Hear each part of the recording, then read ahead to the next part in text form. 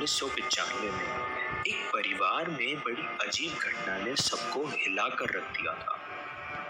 ये किस्सा काफी पुराना है पर बहुत डरावना है और आज मैं आपको ये किस्सा सुनाने जा रहा हूँ। एक गांव में शांति नाम की एक औरत रहती थी जिसके 2 छोटे बच्चे थे और वो अपने पति और बच्चों के साथ उसी गांव में अपना जीवन सामान्य रूप से व्यतीत कर रही थी। पर एक दिन अचानक सब कुछ बदल गया। हुआ यूं कि एक रात गांव में बहुत तेज आंधी इतनी तेज थी कि कई गांव वालों के झोपड़े उड़ गए तो कई गांव वालों की फसल को बहुत नुकसान हुआ। बड़े बड़े पेड़ इधर उधर टूटकर बिखर गए। गांव में हर व्यक्ति को बहुत दुख था अपने नुकसान में। आंधी जब शांत हुई और सुबह हुई तो गांव का हाल मानो बेहाल हो गया था। सब कुछ तबाह हो गया था। आज तक इससे पहले ऐसी तेज आंधी कभी नहीं आई थी इस गांव। मगर इस आंधी के बीच एक बात बहुत अजीब हुई। गांव में थोड़ा बहुत हर किसी गांव वाले का नुकसान हुआ मगर शांति नाम की औरत के एक आंच तक नहीं आई, जो कि ये बड़ी अजीब बात थी। मगर इस बात को गांव वालों ने नजरअंदाज कर दिया। इस घटना के 1 हफ्ते बाद जब सब कुछ गांव में सामान्य होने लगा, तभी शांति ने खुद में कुछ अजीब महसूस किया। उसने जब खुद पे गौर फरमाया तो उसने देखा कि वह तेज धूप में खड़ी है और उसकी परछाई नहीं बन रही है। पहले तो शांति को यकीन ही नहीं हुआ, मगर जब उसने धूप में खड़े बाकी लोगों को देखा तो उसे यकीन हो गया, क्योंकि हर व्यक्ति की परछाई तो सामान्य रूप से बन रही थी पर शांति की परछाई बिल्कुल भी नहीं बन रही। शांति बहुत घबरा गई कि आखिर ये कैसे मुमकिन हो सकता है कि मेरी परछाई ही ना बने। उसने जब ये बात अपने पति को बताई तो उसे शांति की बात पर यकीन ही नहीं।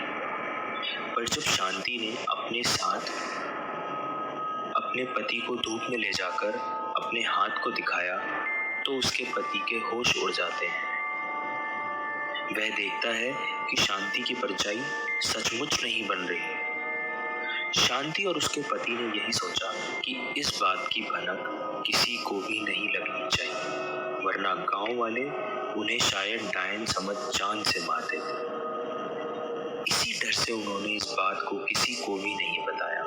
शांति ने ये बात औरों से तो छिपा ली, मगर वो इस बात को लेके अंदर ही अंदर बहुत घुट रही थी। शांति की रातों की नींद उड़ गई थी। उसे हर वक्त ऐसा लगता था कि मानो उसके शरीर से कोई उसके प्राण निकाल रहा हो। दिन में तो शांति की परछाई नहीं बनती थी, मगर रात के अंधेरे में उसे कई सारी परछाइयां अपने आसपास घूमती नजर आती थी। शांति को लगा आखिर इतनी सारी परछाई है किसकी। ये जानने के लिए वो उस परछाई की तरफ बढ़ती है और परछाई भी शांति की तरफ बढ़ने लगती है। ये देख शांति घबरा जाती है और वहीं बेहोश होकर गिर जाती है। पर तभी वहां उसके पति आकर शांति को बेहोश देख उसके चेहरे पे पानी के छींटे डालकर उसे होश में लाते हैं।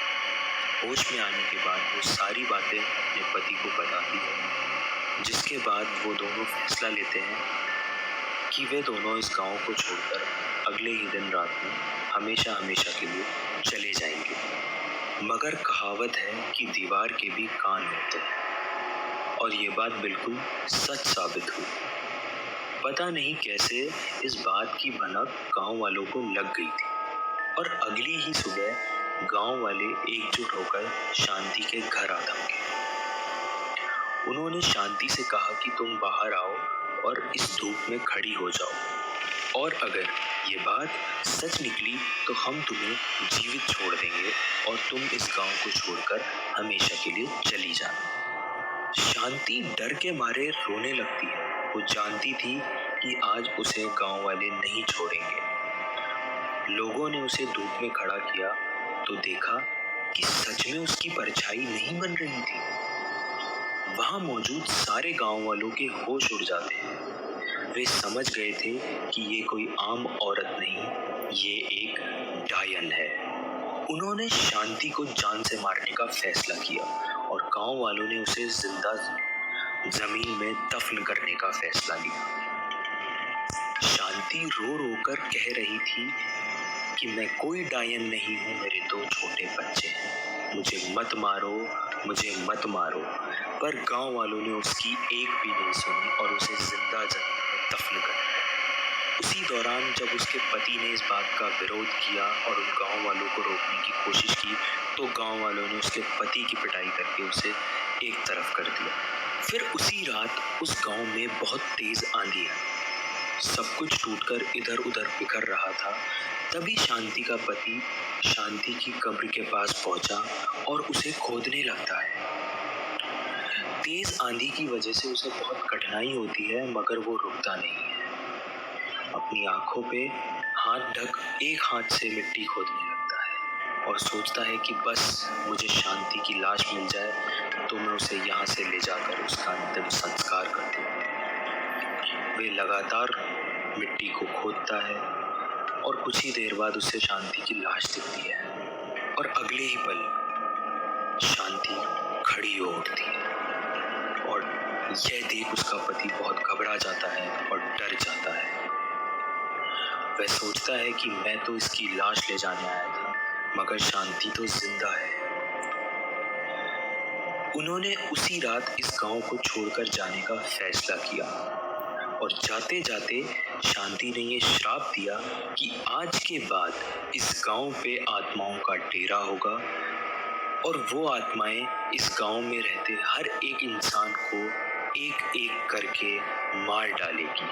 और उस दिन के बाद वो गांव आज भी वीरान है, सब कुछ तबाह हो गया और किसी को ये भी नहीं पता चला कि आखिर शांति अपने पति और बच्चों के साथ कहाँ चली गई। ये रहस्य अभी तक रहस्य ही बना हुआ है। अक्सर हम हमारे साथ ऐसी घटनाओं को कई बार महसूस करते हैं और कई बार हम नजरअंदाज कर देते हैं, मगर यकीन मानो तो हर इंसान को कभी ना कभी एक ना एक बार अपनी परछाई से डर जरूर लगता है। कई लोग इस डर को यकीन मानकर भूत प्रेत में विश्वास रखते हैं और कई इसे अनदेखा कर देते हैं, मगर मानो तो सब कुछ है